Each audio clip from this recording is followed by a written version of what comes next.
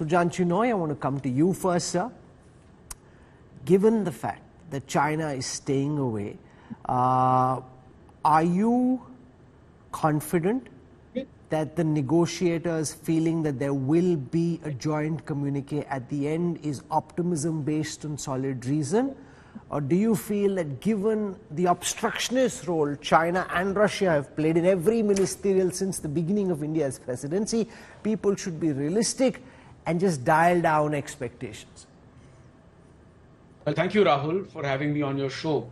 Well, let me begin by saying that China is not staying away from the G20 summit. It's just that President Xi Jinping is not coming. And in my view, that's par for the course, because it's not the first time that leaders have stayed away from G20 summits. In Bali, there were 3 that were represented at the ministerial level. And in Rome in 2021, there were 6. So it's not uncommon for leaders to stay away from summits. So I think we are conflating unrelated matters here. The fact that Premier Li Qiang will be here, for me, is good enough in terms of representing China, because as a nation, China can be expected to take positions, whether at the level of Xi Jinping or Premier Li Qiang, that would really be more or less the same. And now, in terms of the outcomes, I would say that it is also not necessary to link the communique with judgment about India's G20 presidency. In my view, the G20 presidency of India is already a huge success, because it's been a year-long effort, innumerable meetings, and India has been able to not only represent the voice of the global South, but also has been very successful in putting front and center all the issues related to current challenges related particularly to macroeconomic stability, the democratization of digital public infrastructure, as also green transitions, climate change, reforms of multilateral institutions, etc.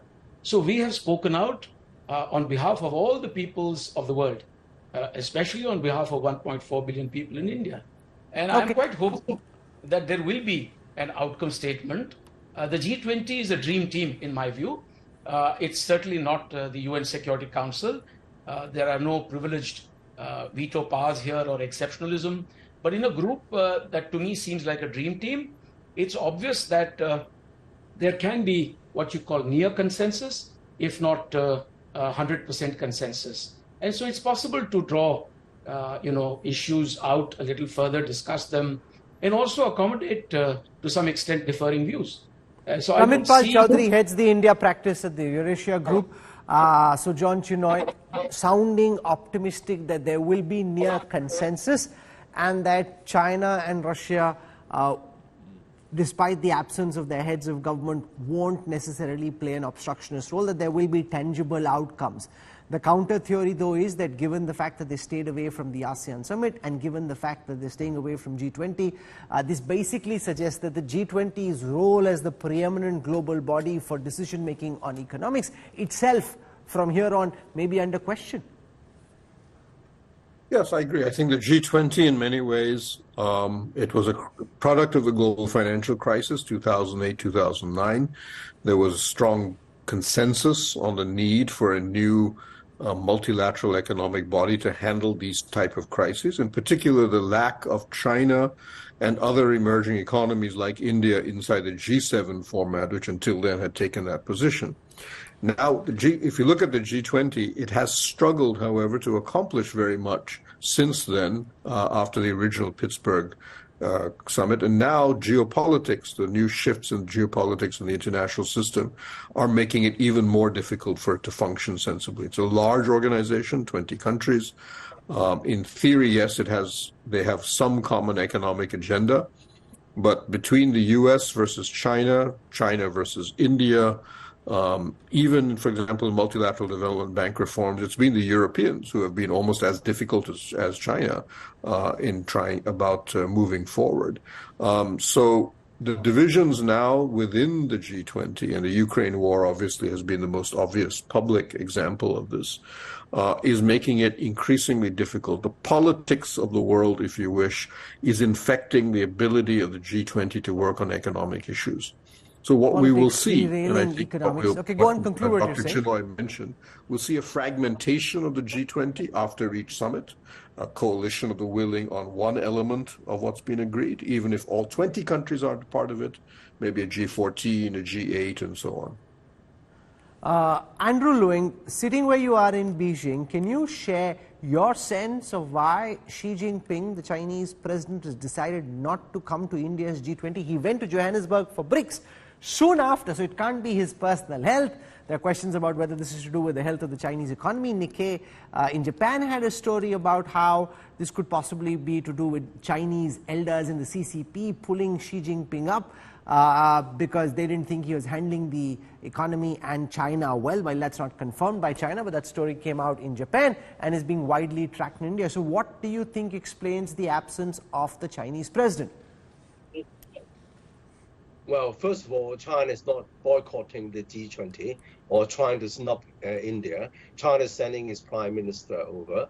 And in fact, both President Xi and President Modi met recently in the past.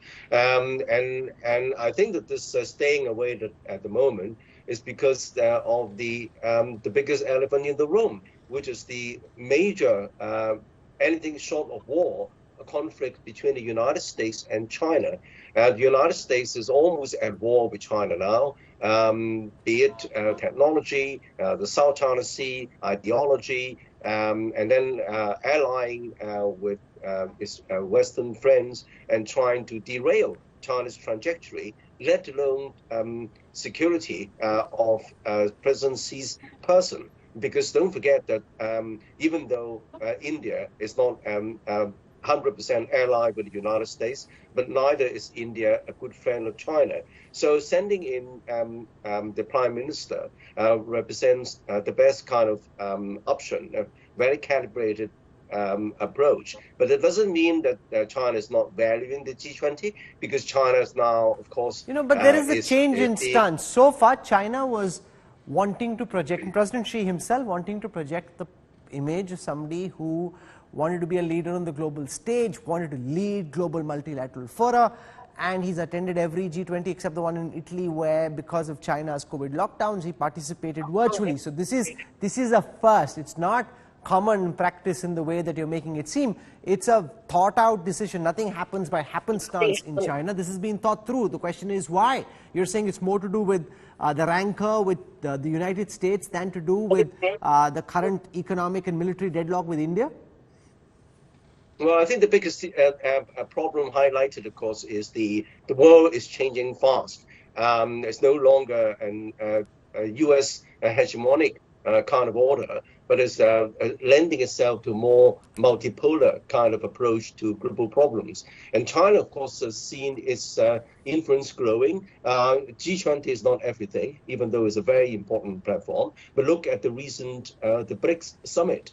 Many countries are allying and trying to sign up for the BRICS, and of course, China has an outsized influence on the BRICS and in the Global South. So there is no need for President Xi to take on unnecessary risk in attending the G20 himself. Well, what's the risk? I'm sorry, he's not going to Pakistan or Afghanistan or to Syria. What's the risk? I'm sorry, Andrew Lewing, I don't understand. What's the risk you talk about? He's not going to the back of beyond, he's coming to the capital of India. I know. But as I was saying that there was China is almost at war, or the United States is almost at war with China.